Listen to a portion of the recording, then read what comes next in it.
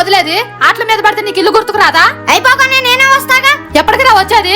అసలు ఇంతవరకు అన్నం తిన్నావా? నేను తిన్నావు, నీకెందుకు? ఈ రోజు నుంచి నా విషయం నీకు అనవసరం. శభాష్ హర్ష. మరి చూడు నాన్న, నా ఫ్రెండ్స్ అందరి మధ్యలో నన్ను లాక్కొచ్చింది. అలా లాక్కు రావడం తప్పు కాదా? తప్పే.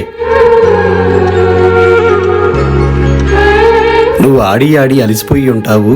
సమయానికి ఇంటికొస్తే ప్రేమగా నీకు తినిపించి తను కూడా తిందామని ఎదురు చూసింది చూడు, అది తన తప్పే.